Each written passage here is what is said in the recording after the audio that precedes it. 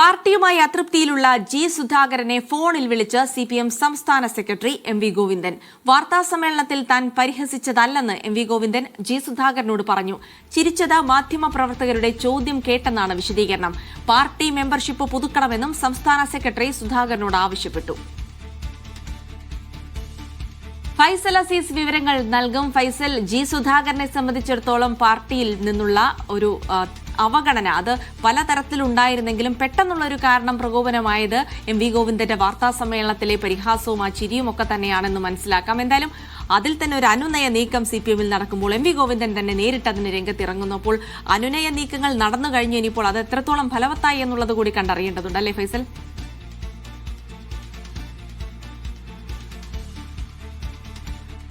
തീർച്ചയായും ജിൽസി, അനുനയ നീക്കം നടക്കുന്നുണ്ട് എന്ന് തന്നെയാണ് ഏറ്റവും പ്രധാനപ്പെട്ട കാര്യം എന്ന് പറയുന്നത്. ഇന്നലെ രാത്രിയാണ് സംസ്ഥാന സെക്രട്ടറി എം.വി. ഗോവിന്ദൻ ജി സുധാകരനെ, സിപിഎമ്മിന്റെ മുതിർന്ന നേതാവ് ജി സുധാകരനെ ഫോണിൽ ബന്ധപ്പെട്ടത്. അദ്ദേഹം പറയുന്നത് വ്യക്തിപരമായി ആക്ഷേപിച്ചതല്ല എന്നാണ് എം.വി. ഗോവിന്ദൻ പറയുന്നത്. അത് ഈ വാർത്താ സമ്മേളനത്തിനിടെയുണ്ടായ ഈ പരിഹാസ രൂപേണയുള്ള മറുപടി അത് തന്നെ ജി സുധാകരനെ വ്യക്തിപരമായി ആക്ഷേപിച്ചതല്ല, പകരം മാധ്യമപ്രവർത്തകരുടെ ചോദ്യത്തിനാണ് ചിരിച്ചത് എന്നാണ് എം.വി. ഗോവിന്ദൻ പറയുന്നത്. മാത്രമല്ല, മാധ്യമങ്ങൾക്കും അതിൽ പഴിയുണ്ട്, മാധ്യമങ്ങൾക്ക് തെറ്റായി ഈ സംഭവം പ്രചരിപ്പിച്ചതാണ് എന്നാണ് അദ്ദേഹം എം.വി. ഗോവിന്ദൻ ഈ ജി സുധാകരനെ ഫോണിൽ ബന്ധപ്പെട്ടപ്പോൾ പറഞ്ഞത്.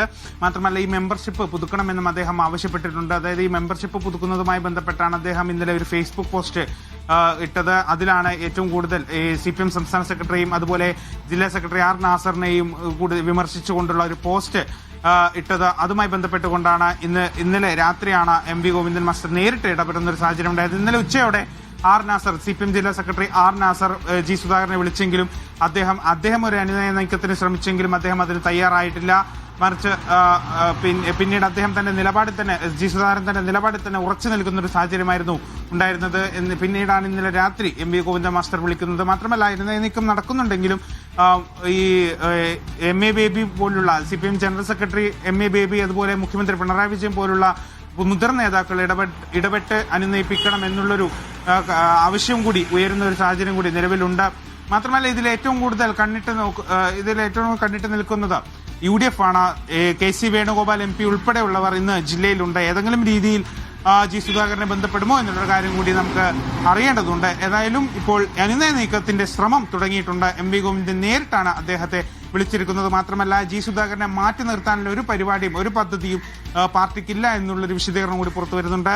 ഫൈസൽ, അതായത് ജി സുധാകരൻ നേരത്തെ ഇങ്ങനെ പല ഘട്ടങ്ങളിലും പാർട്ടിയുമായുള്ള ഒരു തരത്തിലുള്ള ചേർച്ചക്കുറവ് അല്ലെങ്കിൽ മറ്റു കാര്യങ്ങൾ, ഒരു അഭിപ്രായ വ്യത്യാസം തുറന്നു പറഞ്ഞ് രംഗത്ത് വന്നിരുന്നു. ആ സമയത്തൊക്കെ അനുനയ നീക്കങ്ങൾ ഉണ്ടായി, അദ്ദേഹം അതിന് വഴങ്ങുന്നതുമാണ് കണ്ടത്. ഇത്തവണ സംസ്ഥാന സെക്രട്ടറി തന്നെ നേരിട്ട് ഈ വിഷയത്തിൽ ഉണ്ടായ തെറ്റിദ്ധാരണ നീക്കാൻ ഇറങ്ങുമ്പോൾ അത് സ്വാഭാവികമായിട്ടും അനുനയ ശ്രമം വിജയിക്കാനുള്ള സാധ്യത തന്നെയാണ് കാണുന്നത്. എന്തായാലും ജി സുധാകരൻ ഇത് സംബന്ധിച്ചൊരു വിശദീകരണം അല്ലെങ്കിൽ എന്തെങ്കിലും തരത്തിലുള്ള ഒരു പ്രതികരണം നടത്തേണ്ടതുണ്ട്. അതിനിപ്പോൾ ഇന്നുണ്ടാകുമെന്ന് പ്രതീക്ഷിക്കേണ്ടതുണ്ടോ?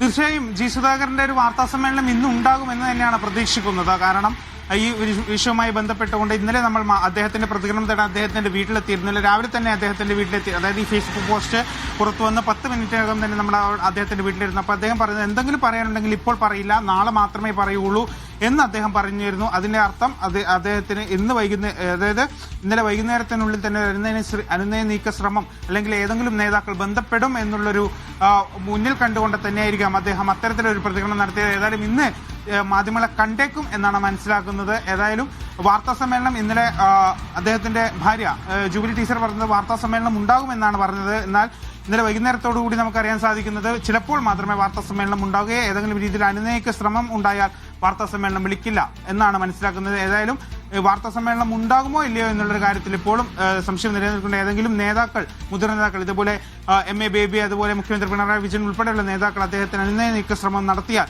തീർച്ചയായും വാർത്താ സമ്മേളനം ഉണ്ടായാലും അദ്ദേഹത്തിന്റെ ഭാഗത്ത് നിന്നും മറിച്ചൊരു പ്രതികരണം ഉണ്ടായാലും തിരിച്ച് അദ്ദേഹം പാർട്ടിയിൽ തന്നെ അംഗത്വം എടുക്കുകയും പാർട്ടിയിൽ തന്നെ തുടരുകയും ചെയ്യും. മാത്രമല്ല, 7-ാം തീയതി മുഖ്യമന്ത്രി ജില്ലയിലുണ്ട്, വിവിധ പരിപാടികൾക്കായി മുഖ്യമന്ത്രി ജില്ലയിലുണ്ട്. അദ്ദേഹം ഏതെങ്കിലും രീതിയിൽ ഈ ജി സുധാകരനുമായി ബന്ധപ്പെടുകയോ അദ്ദേഹത്തെ കാണാൻ ശ്രമിക്കുകയോ മറ്റോ ചെയ്താൽ തീർച്ചയായും അദ്ദേഹം ഇതിൽ കൂടുതൽ വിശദീകരണം നൽകാൻ എന്തായാലും ഉണ്ടാകില്ല എന്ന് തന്നെയാണ് മനസ്സിലാക്കുന്നത്.